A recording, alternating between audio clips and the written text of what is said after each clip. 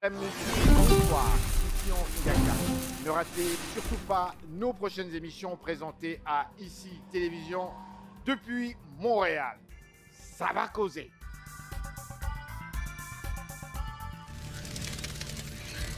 Et nous voilà de retour à notre magazine de télévision. Je ne veux pas dire si vous venez de vous joindre à nous parce que je sais que vous êtes déjà là. Alors c'est un plaisir de vous avoir à cette émission d'aujourd'hui. Nous mettons le cap, encore une fois, je le souligne, sur la République démocratique du Congo.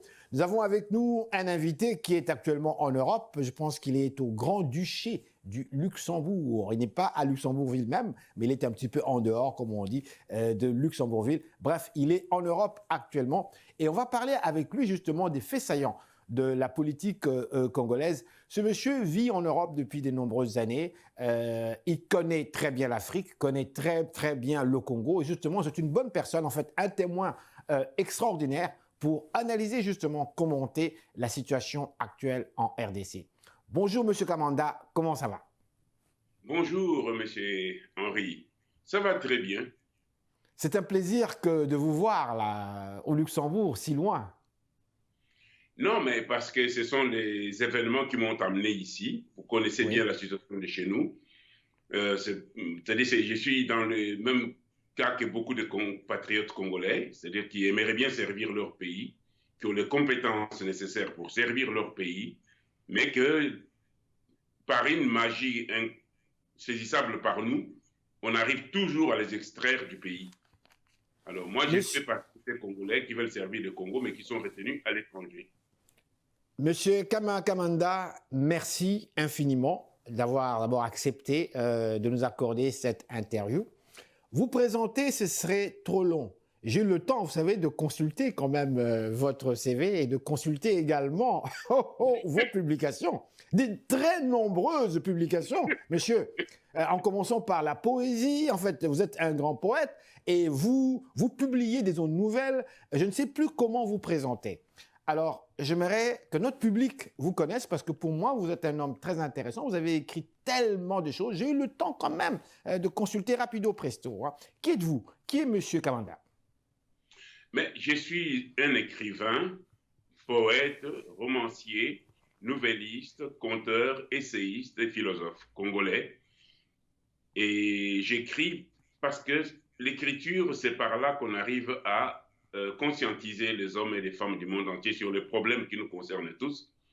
Et puis aussi pour faire connaître mon pays, la République démocratique du Congo, aux autres peuples du monde.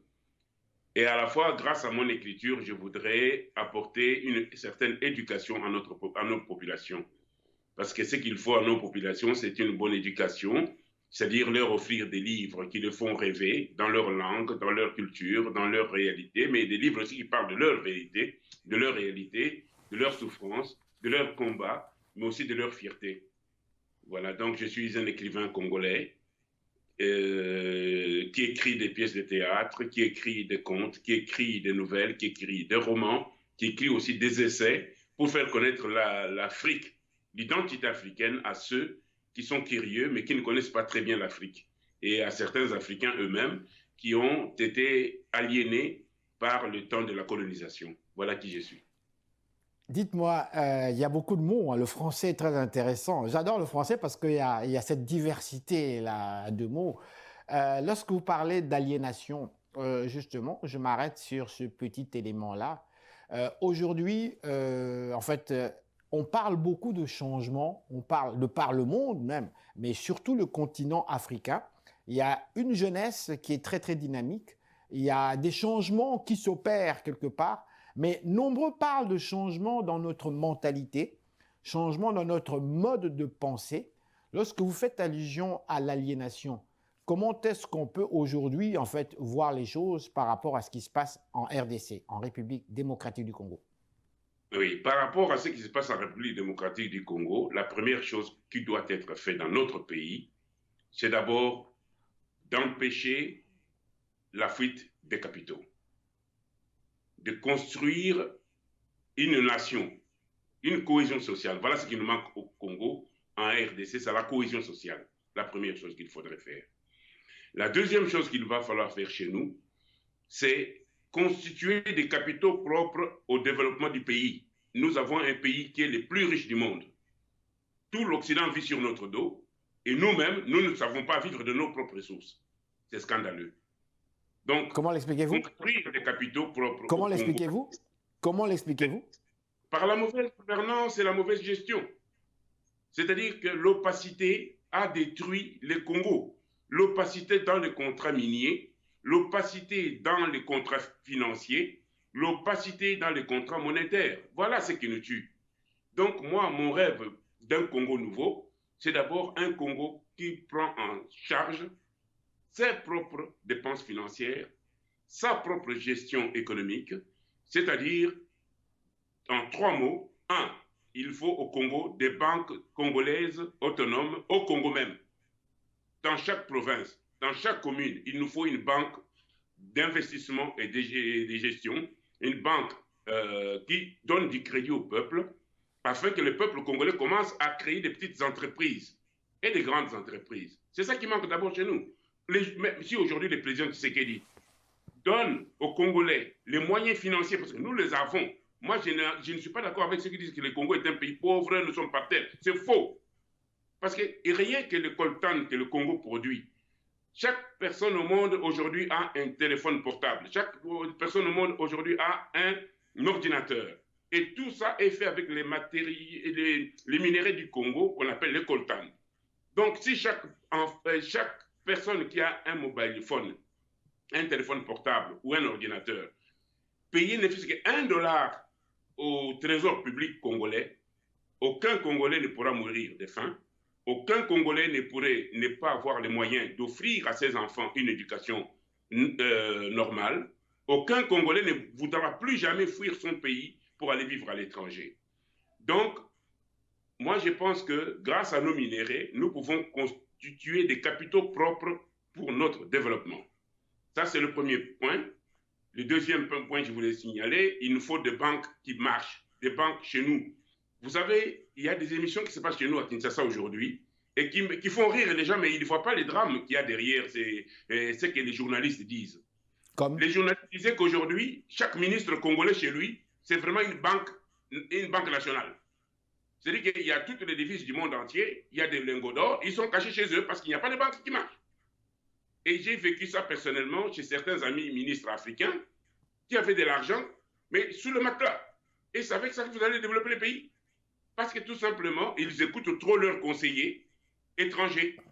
Voilà, le malheur du Congo et de l'Afrique, c'est les conseillers étrangers, les consultants étrangers. Nous n'en avons pas besoin. Vous êtes un homme très brillant, intellectuellement, M. Ngaka. Et vous et moi, déjà, nous sommes des gens qui peuvent beaucoup apporter au Congo et à l'Afrique.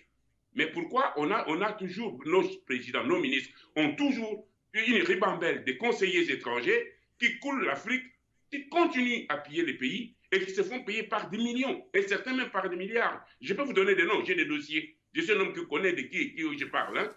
Alors voilà, donc, pour moi, il faut d'abord que nous commencions par, si même le président Tshisekedi qui est là, s'il lance un programme de banque dans chaque commune du Congo, je dis bien, dans chaque province, mais avec des hommes responsables comme gouverneurs, d'abord de province, mais qui contrôlent ces banques-là pour donner du crédit à chaque Congolais. M. Ngaka, je vous promets que dans 1 an, plus personne ne pourra critiquer le président Tshisekedi. Parce qu'il manque de banques en Afrique. M. Kamanda, oui, allez-y, continuez. Donc, oui. Parce que grâce aux banques, nous pourrions assumer notre autonomie financière, c'est-à-dire les pays africains n'ont pas leurs avoirs dans leur pays. C'est inconcevable, c'est scandaleux au XXIe siècle. Pourquoi? Parce que les gens ont signé des contrats sans jamais consulter leur peuple.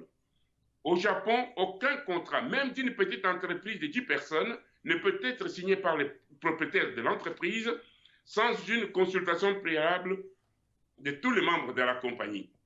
Donc déjà au niveau ministériel, au niveau gouvernemental, aucun ministre japonais ne peut engager ni son gouvernement, ni son pays sans que le débat ait eu lieu d'abord dans son cabinet, puis avec l'ensemble des personnes concernées par les retombées du contrat. C'est-à-dire qu'il y a une première réunion avec 2 ou 3 personnes, deuxième réunion avec 4 ou 5 personnes, et quand ces personnes rentrent chez elles, elles se consultent, elle décide de comment réagir par rapport à vous avant de vous donner des contrats. Or, dans tous nos pays africains, on signe des contrats, parce qu'on est président, on signe des contrats qu'on n'a même pas lus. Et je vous dis, j'ai vu. Et il y a même des gens qui ne sont plus présidents de la République, qui ne sont même plus ministres du tout, et qui continuent à signer des contrats. Je les ai vus. Mais justement, Monsieur Kamanda, Moi-même, je pense que Monsieur Kamanda, Monsieur Oui. Kamanda, je me permets ici de vous interrompre. Je vais ici vous poser une autre question. Pour le public qui nous suit actuellement, nombreux parmi eux sont Canadiens, Québécois. Il y a également des Africains qui vous suivent et plus particulièrement des Congolais qui vous suivent, membres de la diaspora congolaise. Lorsqu'on vous écoute, lorsqu'on vous entend, la question que l'on se pose est celle-ci. Comment expliquez-vous? Vous invoquez l'Afrique, vous ne parlez pas que du Congo, vous parlez de l'Afrique globalement. Comment expliquez-vous une telle situation? Parce que pour le public montréalais, ils se disent, mais ils sont niaiseux, mais est-ce qu'ils sont cons? Nous ne sommes pas cons. Nos pays, pour la plupart, sont indépendants depuis les années 60. Alors, comment expliquer qu'on vit ce genre de situation aujourd'hui? Parce que nos chefs sont prisonniers des sectes qui les manipulent, qui les prennent pour des imbéciles. Voilà, c'est la vérité. Je l'ai dit parce que je connais la plupart des présidents africains, ce sont des amis à moi, je les connais, on se fréquente. Mais ce sont des gens brillants. Nos présidents, comme nos ministres, ce sont des gens compétents. Mais ils doivent couper les ponts avec leurs soi-disant conseillers occultes. Voilà. Les malheurs de l'Afrique viennent des contrats, je vous ai dit, de l'opacité des contrats. Des contrats pétroliers, des contrats miniers, des contrats monétaires. Et quand vous prenez tous les pays de l'Afrique et du franc CFA, hein, il y a les contrats monétaires qui les lient à la France, comme quoi tous les avoirs des pays francophones d'Afrique qui utilisent les francs CFA, tous leurs avoirs sont en France, confisqués en France par la France. Et c'est la France qui leur donne des cacahuètes pour vivre. C'est pour ça qu'ils sont incapables de construire des routes. C'est pour ça qu'ils sont incapables de lancer des grandes industries. Mais ils n'osent pas le dire à leur peuple. Pourquoi? Parce qu'il y a l'opacité. C'est pour ça que je veux dire que l'opacité doit disparaître dans les contrats financiers, économiques et monétaires de l'Afrique.